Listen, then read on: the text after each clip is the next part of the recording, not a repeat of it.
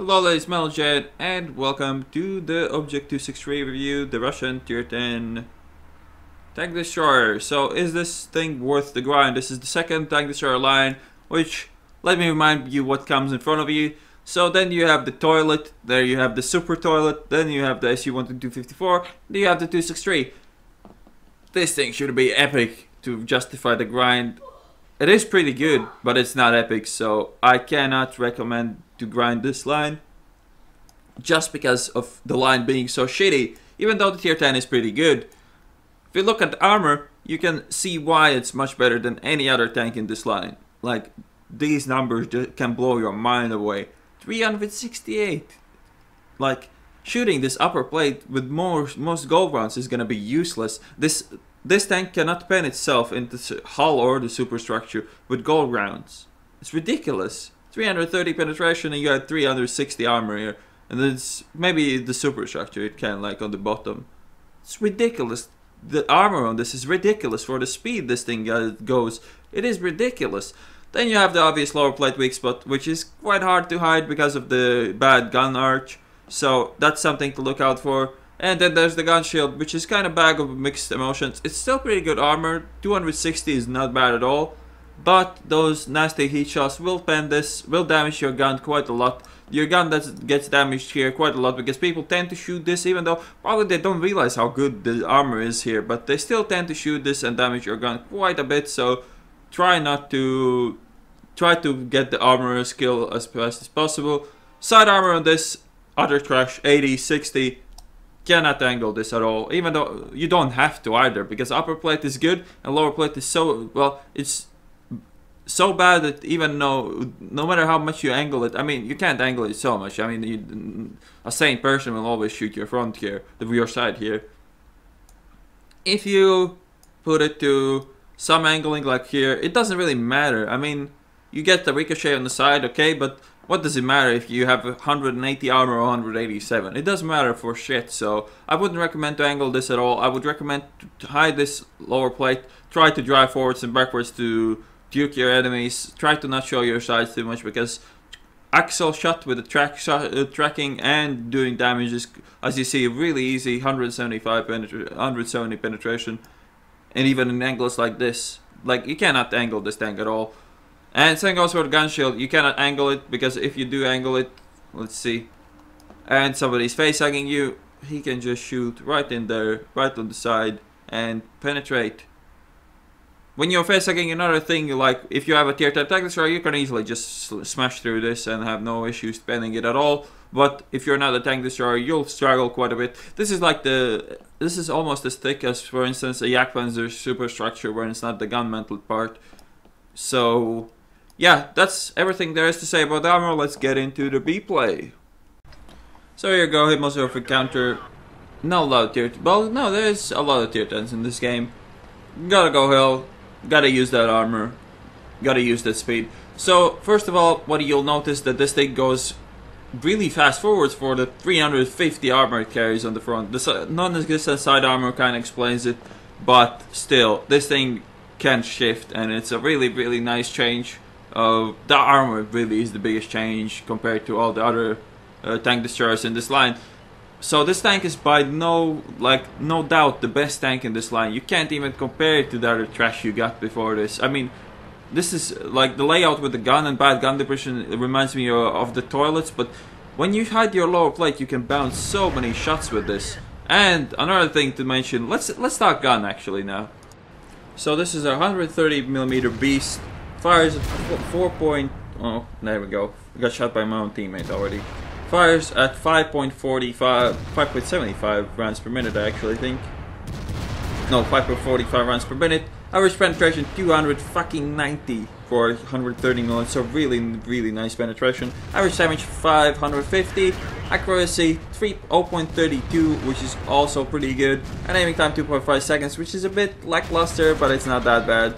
So the equipment I would put on it is rammer, gun length drive for the 5.5 second landing time, and coated optics for that 410 meter view range, which is also really nice. So first of all, the DPM of this TD is the best of the tier 10 TDs.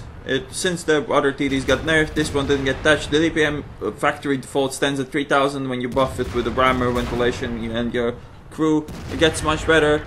And yeah, there's not much tanks that even stand close to this in terms of DPM. Probably the Buffalo Panzer even 100 with the 15 centimeter gun can stand next to this, but even then, this can get mount rammer and shit like that, so it beats that as well. So the shots that actually enemies have hit me, obviously gun damage, that happens a lot. Even though it didn't penetrate me, gun does damage a lot. I still don't have armor skill, so I fixed the gun right away. Armor skill is really a must. And you can see the penetration cutting through the eyes for armor, like there's nothing there. 180 armor, and he was angled as well, and I just cut through it like butter, which is really what this tank does the best. It cuts through really thick armor really well. Auto bounce zones are obviously gonna bounce, and you will see me make quite a bit of mistakes. I'm still not that good with this tank. It's quite a specific tank. It's kind of fun to play. It's a different type of tank. You cannot sit in front of your enemies and hope that they won't pen you if you're not facehugging them. The lower plate is an obvious weak spot. You have to try to hide it. You can't be too close to your enemies. They're gonna flank you. Even though the traverse is really nice, enemies with brains will not try to engage you frontally. They're going to try to flank you. If you're engaging multiple enemies, that can be a problem as well. 10-second reload is really good for this DPM, and the lack of alpha can be disturbing, but it still delivers a lot of punch. 550 is no alpha to mess with. If you're engaging the new German TD line, put some HE in your fucking gun and you'll do miracles. 750 average damage with an HE shell for 10-second reload. That is efficiency right there. So Buffalo, first shot, lower plate, auto pen, no doubt about it. He can aim fast enough, he can reload faster than I can as well. And the second shot goes into the gun, again, doesn't pen though. So as you see, gun gets damaged a lot in this tank. Crew skill wise, 610 repairs, much more important than camo. Armor for the gunner that I still haven't retrained for, but I really should. Yeah, repairs, camo can you do after snapshot, smooth ride, all the usual stuff really. There's nothing too special about it. But as you see, the tank, the armor can hold out, the speed is epic for keeping up with your medium tanks. The penetration is also really nice, and here's probably the worst shot I'll take in this game is gonna be on this IS-7.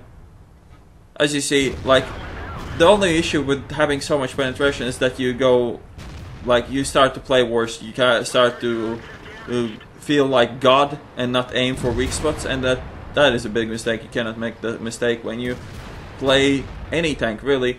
And now just mulling around with my damage gun, trying to get some shots off, and yeah, this was a bit unlucky. Still got to track him, so it's not a big deal at all.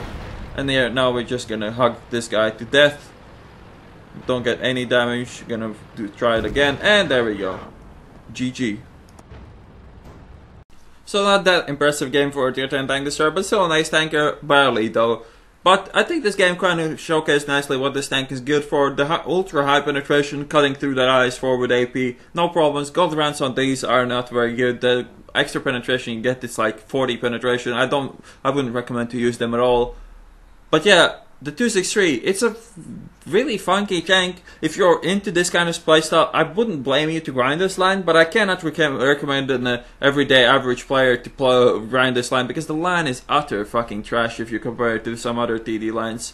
So there you go, that's my verdict on the 263. It's not worth the grind, but not by much. This tank has a lot of potential. Like, if we used correctly, I think this tank can be one of the best tier 10 tank destroyers in the game. It's a bit specific though with the lack of gun depression. The gun depression on this is also sadly almost -2 or some shit like that. It's really bad.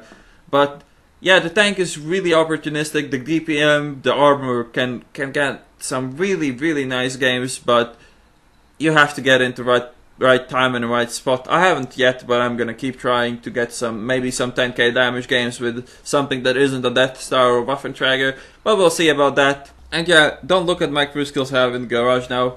I haven't still retrained them because the new loader that only came in at tier 8, I think, that still needs to train up to 3rd skill so I can drop it for Brothers in Arms and then get the proper skills. But yeah, I hope you enjoyed this video, and I will see you on the next one.